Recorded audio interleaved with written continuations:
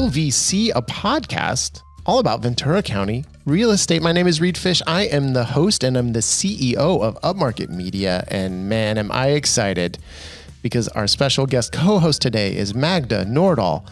She is a broker associate at Berkshire Hathaway Home Services, California Properties in the Ventura office. And Magda, the thing, it just keeps being on everyone's mind is like, what is this market doing? And we had the 4th of July holiday, so we kind of took a week off from the podcast.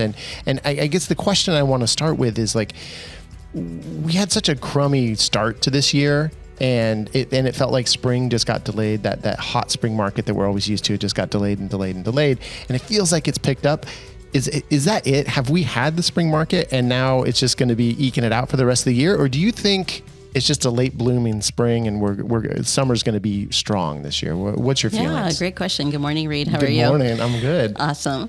So, what's so interesting is, the market is the market. So you're going to always have ups and downs. You're going to face whatever the economy's facing, whether it's interest rates or inflation. But if you just stay on focus on what your job is, which is making calls, touching base with your clients, you almost don't know what's happening out there because you're busy.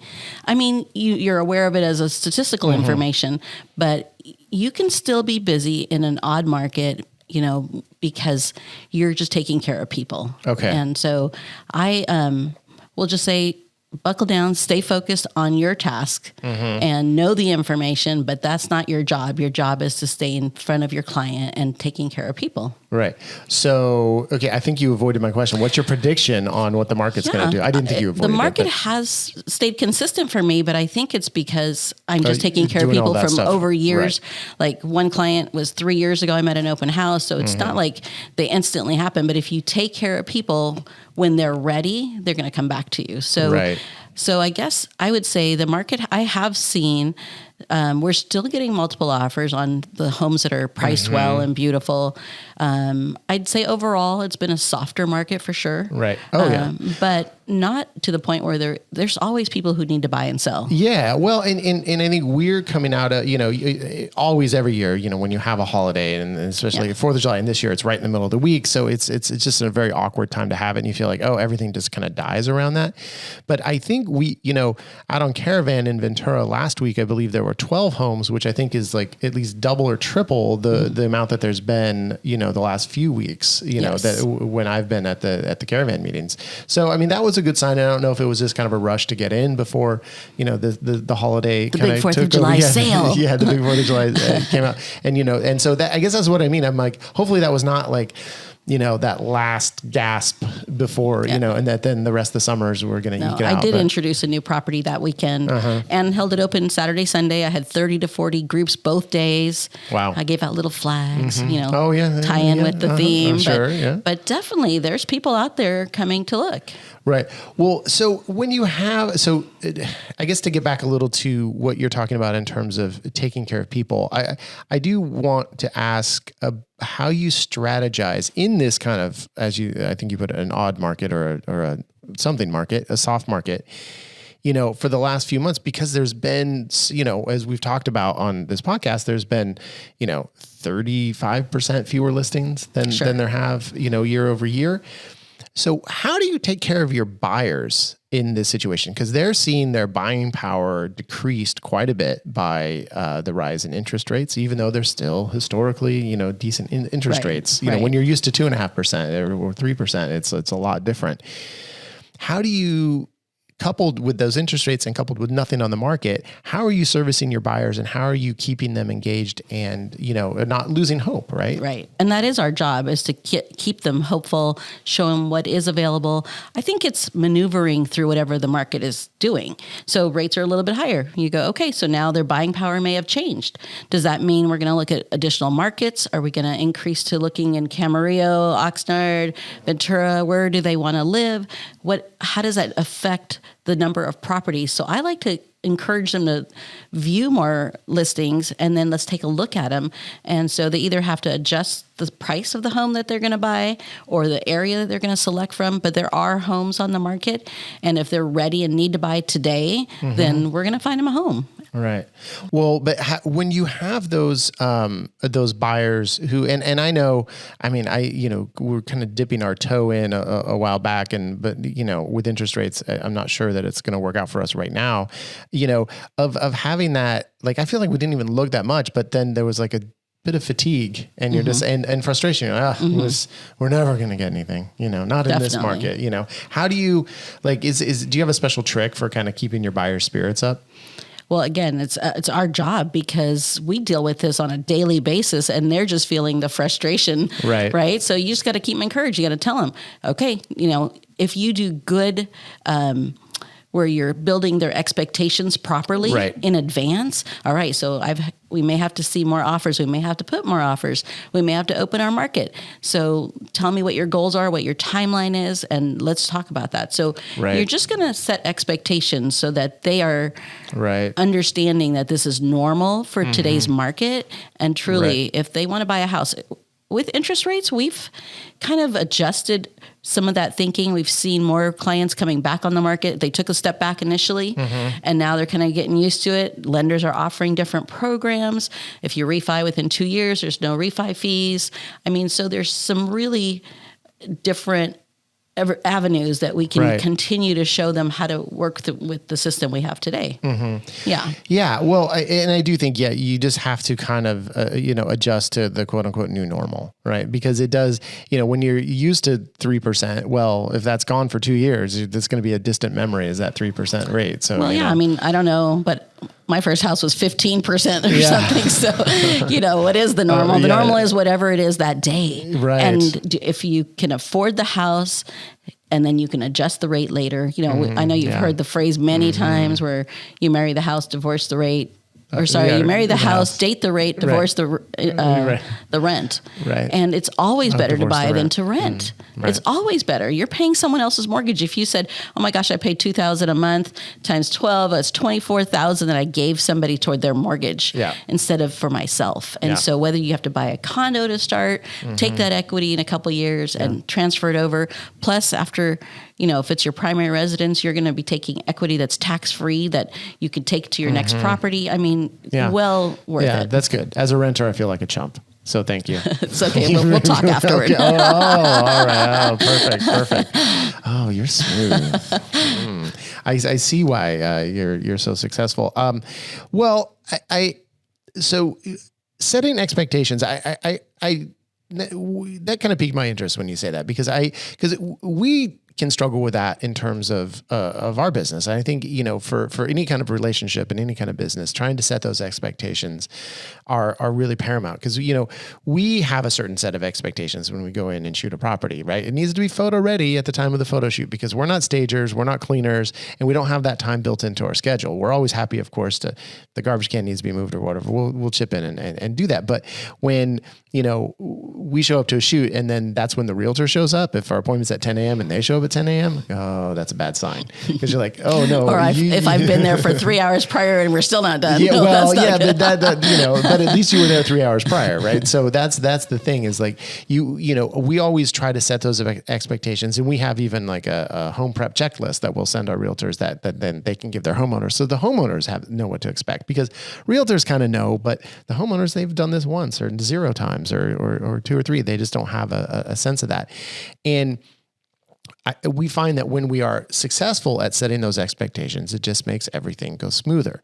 And then when we kind of have to say to the homeowner, we don't want to have to say to the homeowners, it's really better if you just leave. We want to set those expectations ahead of time, when the realtor can say, it's better if, it's like, when we're doing a photo shoot, it's like, it's a movie set or something. It should be just clear. Should let the professionals come in and do their job, right? That's a great way to phrase it. Yeah, exactly. So I think,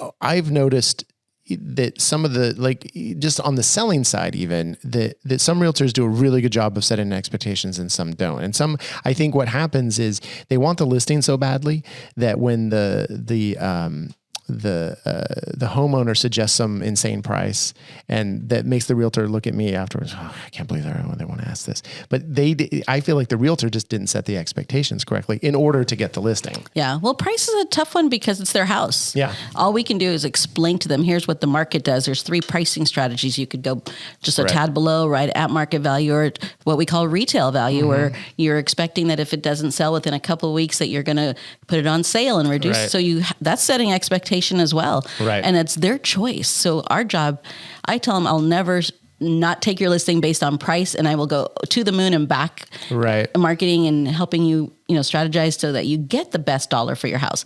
But at the end of the day, unless it's so unrealistic that you're just really concerned, which doesn't normally happen overall, even if they push it a little bit too much, because they saw just recently the prices were crazy high and they don't want to leave any money on the table. And I say, I don't want to leave any money on the table either, but I'd rather bring you more offers so that you have options to push the multiple offers will actually help get you the dollar that you wanted. Right. Well, and there's no one way to go about it too, right? Correct. And so you have to, and what we talk about too is like, in a way, you maybe a high price isn't so bad, because if you have to put more marketing out there, well, that's more times your name is being seen. And, what we always talk about is, the materials that we provide for realtors, we feel that's realtor marketing. We don't feel like that's marketing for the homes, because every time you're putting stuff out there, well, your name is on it. And that's then people, it's just, one time after another, they get to see your name, and then keeps you top of mind, and then you're known for having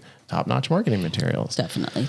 Marketing is paramount for me. My degree's in marketing, but my biggest pet peeve is bad photographs. So that's why you guys are my number one go-to. Ours too. Because I think, how hard could have the clutter on the counter, could they have moved something? And yes, sometimes you're restrained by the sellers. But there are still some things you can do, or tenants, and you can't really touch stuff. I get it. But there are things you can do to move that process along better. It's kind of unbelievable what some people will allow us to photograph. Or to save money by doing your own photos. Yeah. Honestly, you're not doing your client justice. That would be my honest opinion about that.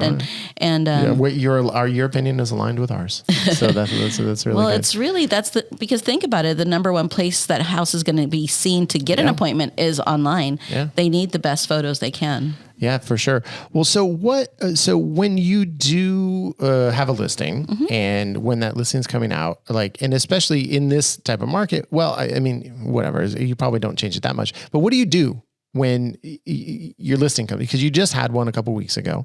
So what's your strategy when a house comes on the market? What do you do? In terms of marketing, dollars, in terms of marketing, what's kind of your workflow? Yeah, and it's probably similar to most. I mean, we have the broker tour where, of course, I'm known for feeding my brokers. Oh, I've been to one of your broker tours. I got full. It's one of the few times I have an opportunity to pamper and take care of, and just be have them to host for them. So to me, it's really special.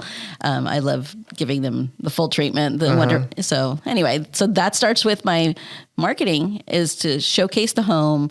Of course, we do I do what I call a restyle. So maybe, which is something I enjoy doing. So if I use the family's personal belongings, or if it's vacant, I have buckets of beautiful little silk plants, teapots, and my famous wreath that's on the door of every listing, probably that it's the magic wreath that gets it sold. No, the magic Magda wreath. Yeah, so the same tea sets and everything, but it's just that ambiance that says, this is, an area that you can sit and enjoy. Right. That this is a home. Yes, it's not just a house. And when it's vacant, it needs a little bit of that warmth and charm. So I like to bring that if they don't choose to use staging. I love when my clients will, utilize one of our wonderful stagers. Oh yeah, for sure. So that's the beginning prep for that, and then of course we have at Berkshire Hathaway, we have an amazing marketing team on staff.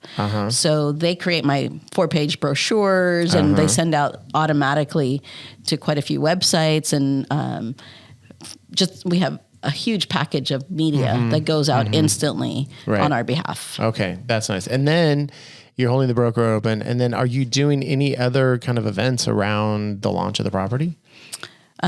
Traditionally, of course, like I just did 2 days in a row for open houses. Right, I mean, right. that's normal. We're going to, in our marketing section later, because I think you're kind of known as the open house queen, right? That we're gonna talk a lot about open houses, but anything besides just kind of that standard open house that you're doing? Our traditional postcards for just listed, right? Just sold later. Right. And when you do a just listed postcard, are you targeting that to just the neighbors? Traditionally, the neighborhood? yes. Yeah. Okay. It's not going out to your full home list. minimum of around the radius of that property. Okay. But you don't send that to your normal like client mailing list as well. No, but it is on my social media pages, Sure. so. Right. But when you do that physical mailer, I mean, you want to be really targeted about that because each one of those it ends up being expensive, right? So it's reasonable actually. Yeah. And again, you are marketing the property, but you're also marketing yourself. You're marketing yourself. And yes, but like I love the neighbors. I love having people come to see the house. I love hearing their feedback. I mean, it is just a good win-win. And then when you are launching a home, I mean, are you having different things that you do depending on kind of the price point of the house? Yeah, that's a great question because I am a luxury marketing specialist. So when I do homes, that's just, an accreditation that you can get based on homes that you've sold at that higher price point. Sure. So when I do have a property that's in our luxury property listings, we do launch parties differently. Like we'll host a client launch party, soft opening prior where this last one I had it catered and I actually brought in wine glasses and tables and, full caterers who served food. I mean, it was just a beautiful event. Wow. And that, And who is that event for? Is that for the neighbors? So I have several days stacked back and back. So I have one day where it's my VIP agents who have sold in that hillside or neighborhood or a beach or wherever that property is, so they get invited. Any of my VIP clients, any of the neighbors, the sellers and any of their VIP, if I have an architect, if I have the designers. So I kind of try to bring a nice mix of people. So that's one night. And then I have the neighborhood soft open, and then there's different food for that night. And so do you market that to the neighbors? Do you put flyers on their doors? Beautiful invitations, just like a wedding invitation. So it's a high level marketing for sure. I mean, it's a different level of marketing, and it is marketing me again. I made a beautiful 12-page lookbook that's stunning, and the soft touch that's, of course, your photography. Yeah. And it looks like people wanted to frame some of the photos. I mean, it's beautiful. Right. Well, they can send us a royalty for that if they want. There you go. But then, so at what price point houses are you doing this full package for? I mean, is this like $3 million and up, or So we technically look at Ventura County for 1.75 would be the starting point for a luxury listing. Right. Okay. And then, so you do that soft open, and no, I think that would be impressive. You get like a wedding invitation to this open house that's happening in the evening in your neighborhood, addressed personally to you. I mean, I think that's powerful. Yeah. And then, then you have that soft open, and then you just kind of have the more standard regular open houses after that. Correct. Okay. Magda, that's a lot of stuff. So that's great. We're gonna take a little break now, and then we're gonna come back. We'll have our social media sidebar, and then we're gonna talk a lot more about marketing, specifically open houses with Magda, and then action items. We're gonna end this thing with the action items. Magda's got a banger. I have one too. So stick around. We have a lot more good stuff coming up.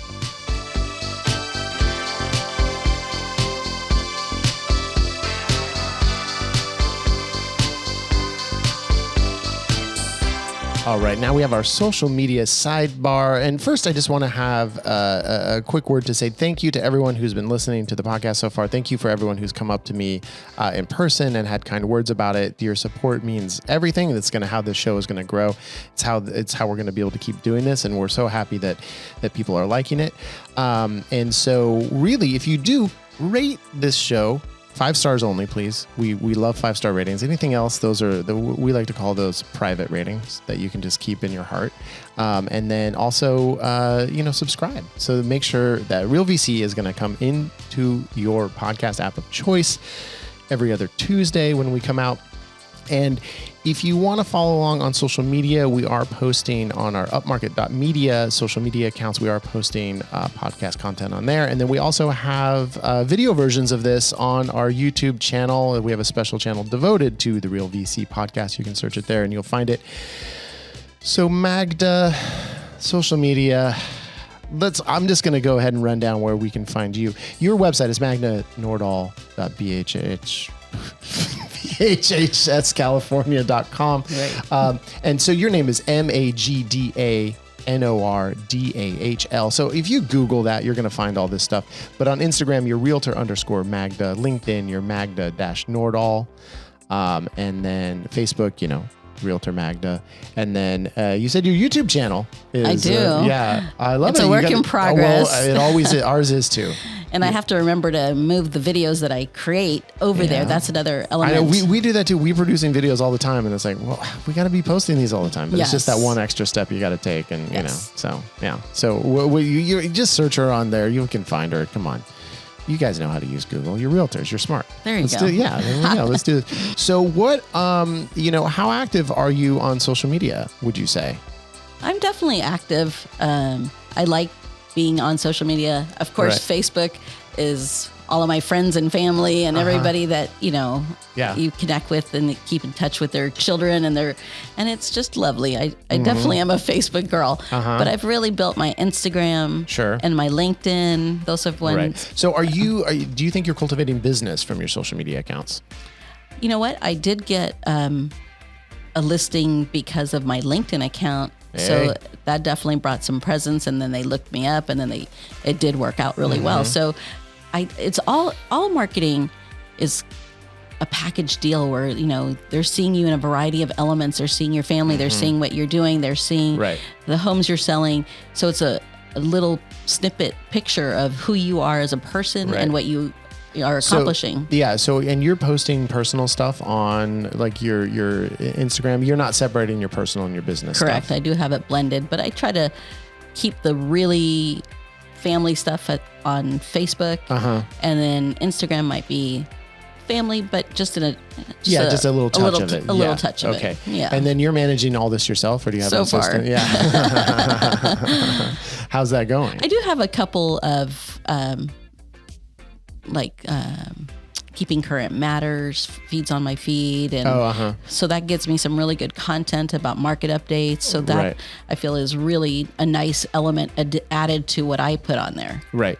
And so I guess you're not getting a ton of businesses cultivated from it, but it's more of just having that overall, you're just out there and people are just reminded of you all the time. And the number of comments and likes, and I try to respond to as many as possible. Right. If someone took time to put a comment, I'll respond, unless it's a birthday or something. I just hit like because there's a few hundred of those. Yeah. Oh, well, but I try to go back over here. Yeah. But I try to go back because if they wrote something, I want to say something nice back and thank them for that moment. Right. Well, then are you? Because I think one of the strategies that we have tried, and I think my business partner Mark and Chelsea handle more of our. Chelsea, hi. Oh, Chelsea's here. Our producer, Chelsea. I am here. Hi. Oh, yeah. Chelsea, let's say I always love an opportunity to give out your social media. Feeding Beautiful on Instagram. There's a lot of food content. So good. A lot. Yeah. A lot. But we try to, Chelsea, and you're a semi-influencer on social media. So is it true that if you're out there and you are liking other people's content and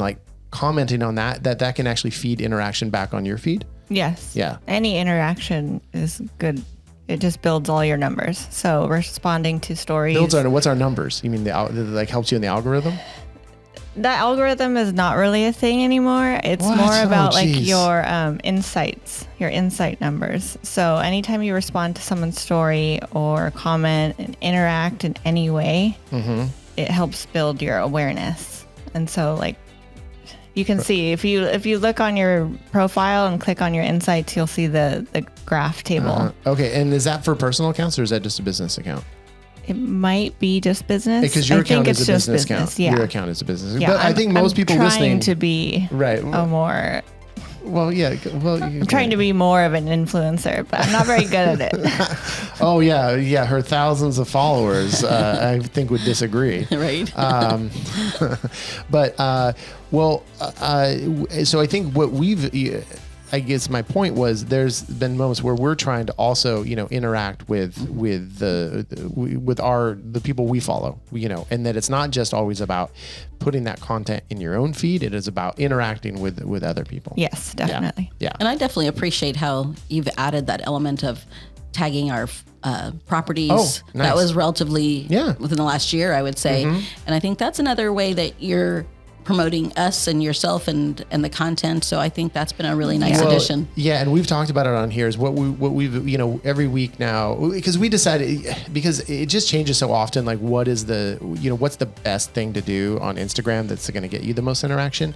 And it was like, okay, no, it's mostly stories and then reels and like those kind of native just photo posts. It's like, yeah, don't do those every day because that actually doesn't help you. You got to do those once or twice a week. And so we said, well, instead of us just putting all these new listings out, we'll just do our home of the week and we'll just choose one kind of fun listing that we shot this week and do that. And then we've been definitely tagging our clients in that. And then what we've also tried to do is do collaborative posts where you can actually somewhere in that process you say, oh, collaborate. And so that way if the other person accepts, it shows up on both of your feeds. And it's you've seen that where it's like Upmarket Media and Magda Nordahl, and then they're presenting the same post. And it's like, that's great because it puts you in front of all of your followers as well. And that seems relatively newer because I just saw that. And it's just been the last few months that you've been able to do that. So we've really been trying to utilize that.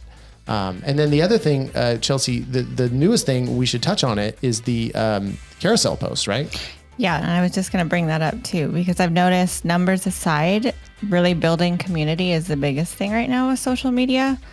And the carousel slides are huge for that. So like, okay, can you explain what a carousel is to people who might not know? The ones when you have like 10 pictures and you slide through the right. post. And it's usually like, oh, you'll never believe the surprise ending. Yeah, but that's the thing. You want people to slide to that last. Right. Because right. again, so don't do 10, boosts, just do like it makes 4 you or more 5. relevant. It boosts your profile when someone does slide all the way to the end of the gallery. Right. Well, that's why in like a cooking thing, you always want to get to the end to see what the dang thing looks like, right? Yes, exactly. Yeah. Mm.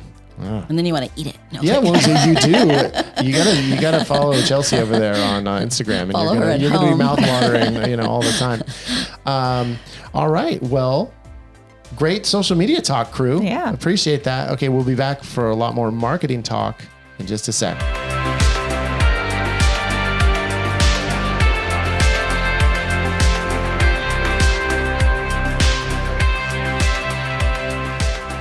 All right, and now it is time for our marketing moment. Sponsored by Upmarket Media. Come on, one-stop shop for all your realtor marketing needs. Specialize in photo, video, 3D, all the whole stuff for all your listings.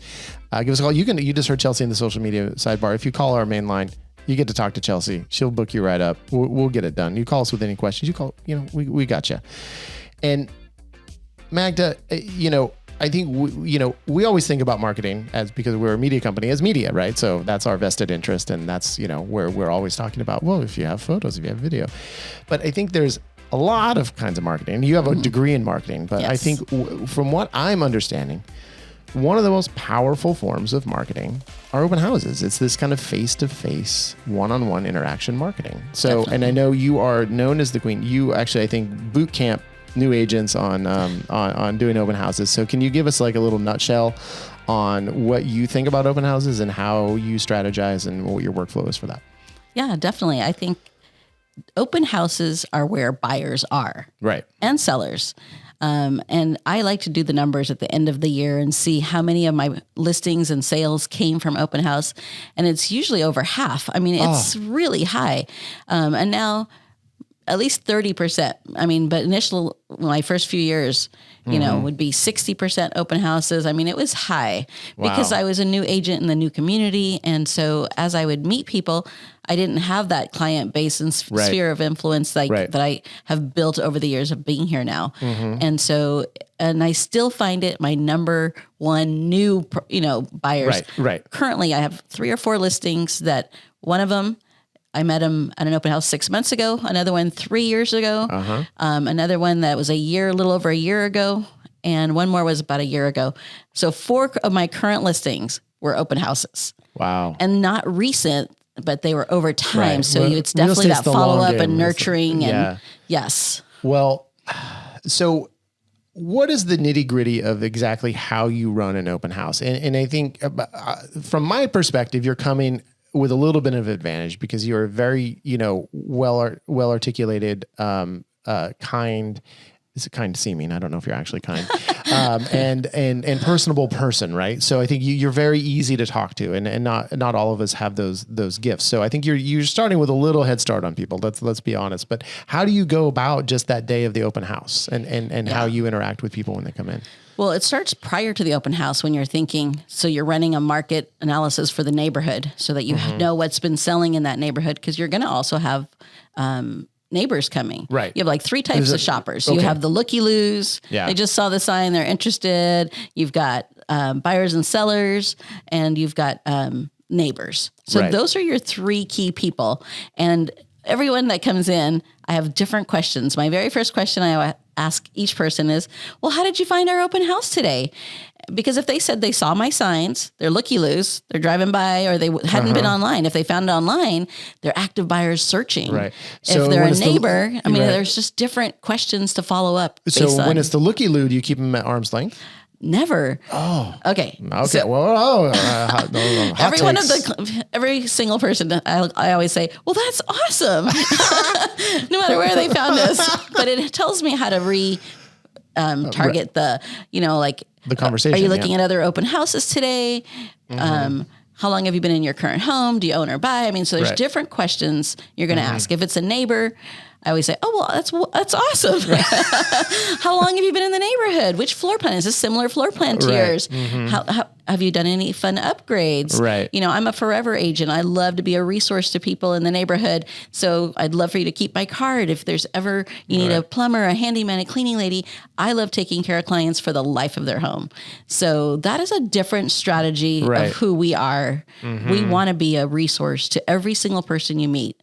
Right. So, well, and then so go back to the looky-loos, because I feel like, I sometimes, I don't know, in any business you end up, a lot of times it's the people who will never actually use you or just spend the minimum amount of money with you are the ones that want to talk to you for the longest.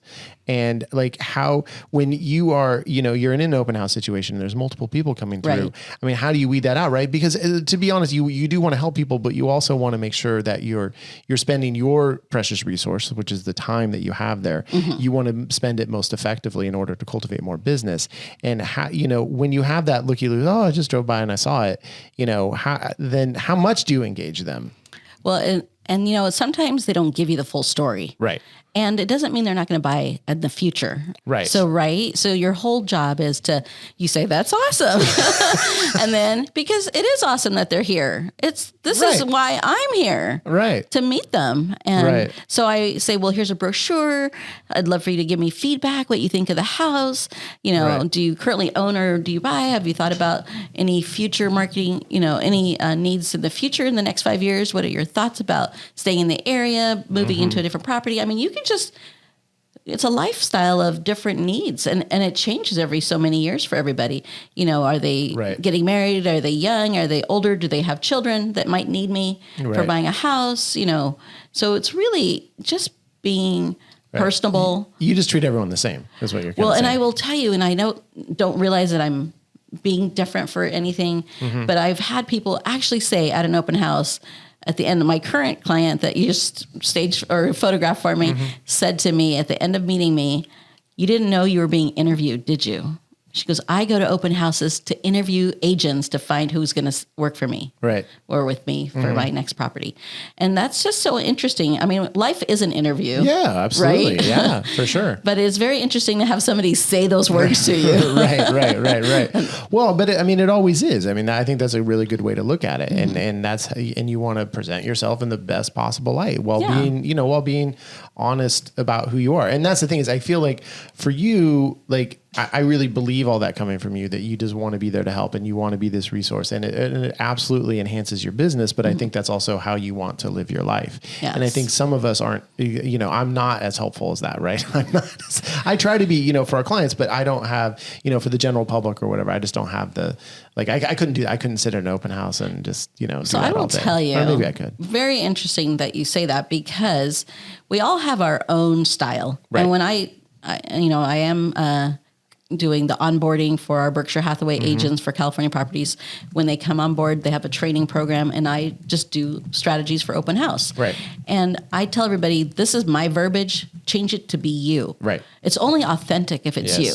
And not everybody's up and bubbly, not everybody, but somebody else might be better at statistics. Sure. You might be better at, talking about the neighborhood stats and the various things. Telling jokes. And being, so I would say just make sure that you're capitalizing on why you're there. Yeah. And be personable, but it's not a social hour. So I'm personable, but I have strategic questions that lead me to the information I need to gather and to give my information so that they know more about who I am and what I do. Because I think that can sound cynical when you're like, oh, I'm just trying to get this information from them. But I think the way I would frame it for you is you're getting that information so that you can be as the best service to them as possible. And I only have 2-3 minutes with them. Right. Maybe longer. Right. So right that moment is, why am I here? So they have, within those few minutes, they have to know what I offer, how I can be of service to them now or in the future. Right. So it's actually super important that I'm strategically focused on making sure I say those things in a kind and very real way. Right. Because this is a relational business. Right. It's not a transactional business. Right. So it's really important to me that they can understand how I can be a benefit to them. Right. And I think it does always go back to, and it's what you just said, is that, it really needs to be authentic to who you are. And all your marketing, it needs to be that. And we always want to put the best version of ourselves out there when we're talking with our clients. But if we try to be something we're not, it just never really works. Maybe you can pass off for a little while. But. And when I first started, I took everybody's contact, but I've actually gotten to a place where I only take contact from the people that I had built a little moment of relational moment with, that showed interest. Because it has to be what I can follow up with, that I feel someone, otherwise they got my card. And I always say, everybody has a yes for your business. So even if you came in there and you didn't want to buy, I'd say, well, that's awesome. No worries, right? Everything's awesome. But I'd love, I keep asking enough questions till I find your yes. So your yes might be to take my business card. Your yes may not be, oh, would you like information about this? Do you need a lender? Do you need this? And so I offer a variety of resources. And one of my favorite one that I almost always get a yes is my mobile app that shows all the open houses. Oh, you're going to look at open houses today. What are you using an app currently? Well, let me just show you ours. And I just show it. It's a free app. I'm no stalker guarantee. I'm not going to track them down because they opened it or utilized it. I want to be a resource to anybody that could use it. Right. When do you ask the one question that when I've been at open houses, occasionally we have to shoot during an open house or something, or I've just been to them, and the agent at some point always seems to ask, well, you're working with an agent currently. When does that question, or do you ask that question, and when does that question come out? To the very end. So I want to be a resource first, and then I'll find that out by saying something like, would you like to see other properties? And that's when they start to go, oh, you know what? I am working with somebody. And I say, that's awesome. Yeah, I knew that's what you were going to say. We play in the same sandbox. I never like to step on toes. Yeah. I'm really glad someone's taking good care of you. Well, and there's always ways to get information, that you, without directly asking, like if you, I don't ask people personally, usually if they have children, because you just never know. It could be a pain point for them, or whatever. But if I want to know if they have kids, I'll just talk about my kid, and then invariably, oh yeah, well I got a 15-year-old, or whatever. Finding some yeah.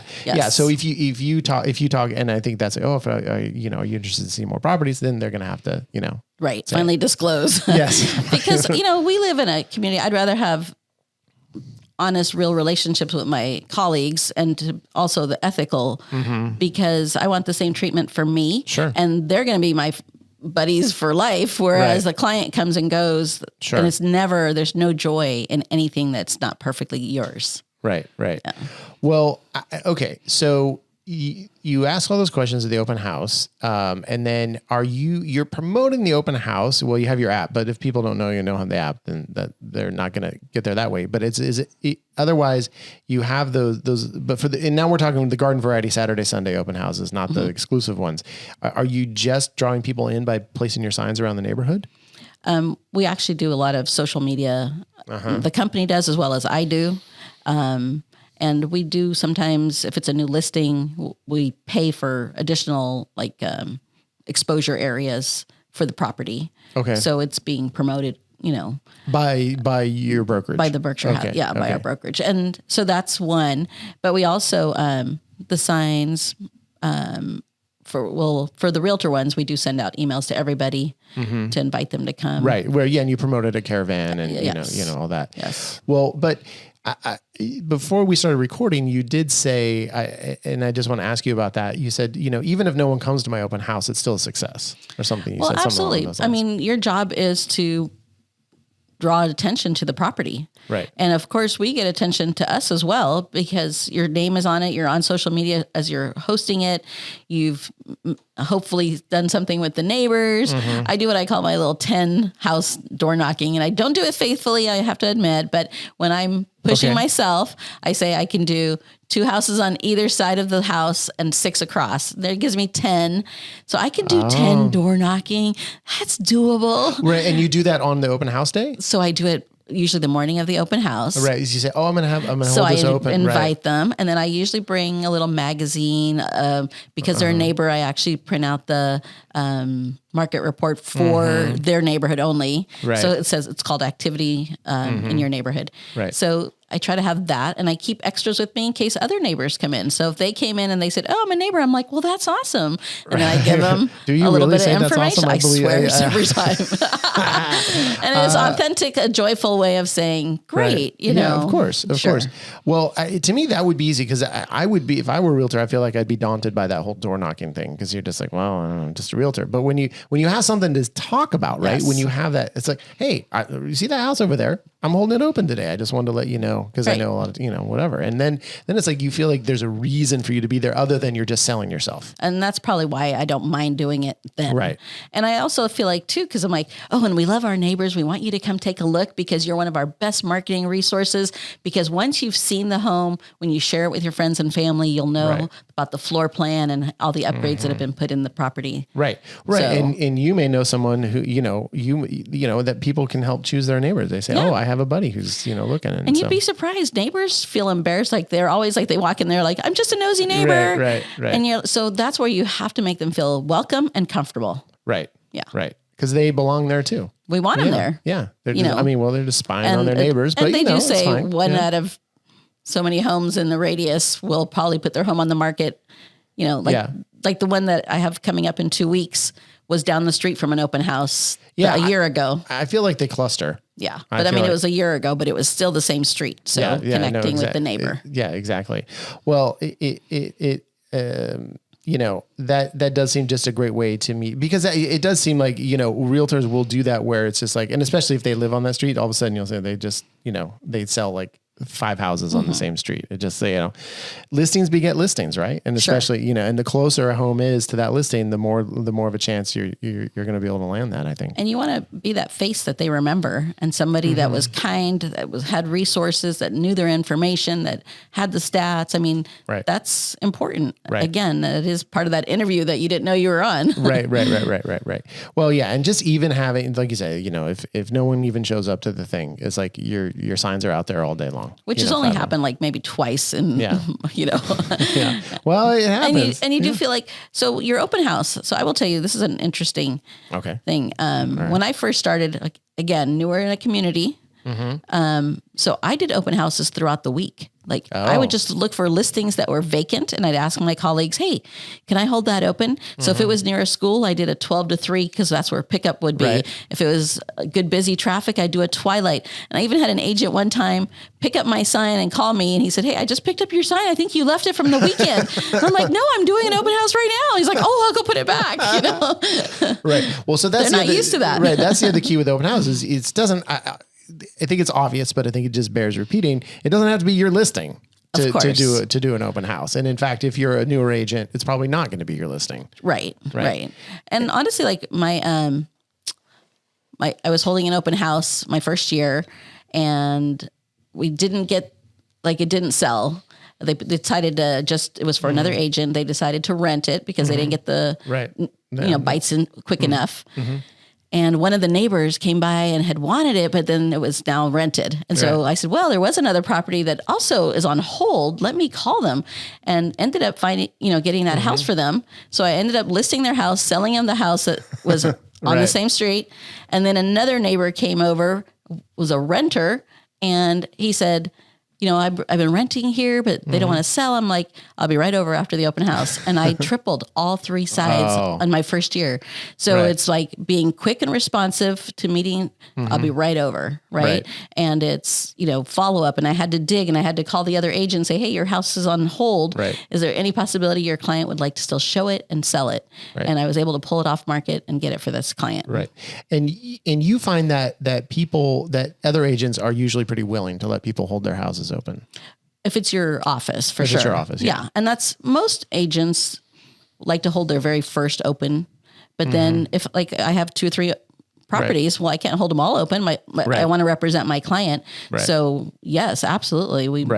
And just do a good job, and let your other agent know how many numbers came through, what were the feedback, take pictures to send it to them so they could send it so they look good. So you're a team. And if you build that good rapport within your office, you're going to get called first for, open houses. Right. So good. But holding an open house, that requires action, which is going to take us to our action items. Oh, and our action items this week are once again sponsored by Choice Home Warranty. Tamara Rossie-Molina, the best. Choice Home Warranty, your best place to get the best, the choicest home warranty. You can find them at chwpro.com. Tamara Rossie-Molina.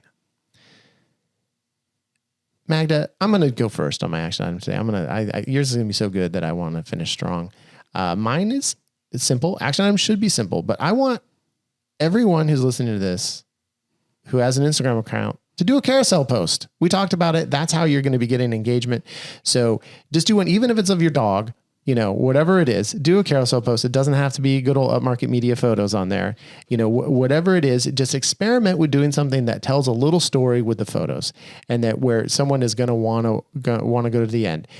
Take that first step in kind of building, as Chelsea said, your numbers, building up your account. And I guess too, as an adjunct to this, maybe think about, even if your Instagram is kind of personal, making it a business account so that you can actually utilize some of those tools in order to increase your reach. All right. Awesome. All right. You ready?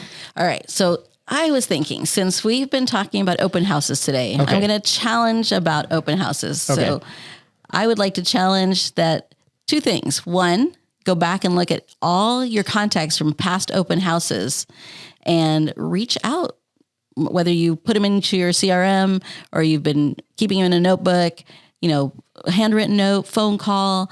These are people that were warm leads that came to an open house for some reason, and just reaching out to see if you could be of service, if there's anything that you can answer for them, and add them into your CRM if you haven't already been doing so for your email. So definitely a pool of resources that we tend, especially me, because we're happy to work with our hot leads. Yes, right. But our warm leads are going to get cooler and cooler the longer we wait. Right. Okay. That you said do her too. Yes. So if you're a newer agent and you don't have this big sphere of influence, right, then I'm going to encourage you to do several open houses this coming week. All right. And find ones that are vacant at your office and see if you can host it during the week. And during the week. All right. Because if they're usually booked on the weekends from the agent. So if they're already booked, don't let that stop you. Right. But if they're not booked, book an open house. And I will tell you, be strategic. Like, are you going to do those 10 door knockings on the neighbors? Make sure Magda style.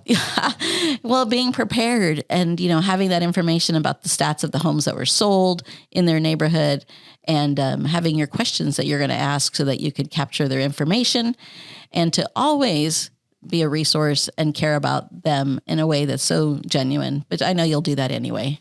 Oh, you have little rose-colored glasses there, but thank you. Yes, but let's all use Magda as an inspiration. One, I think, one of the kindest, most thoughtful people in the real estate world. Thank you so much, Magda, for being here today. And I think you gave out so much great information. It's such a wonderful episode. We'll have you back sometime and really appreciate your time. Thank you so much. It was so fun. All right.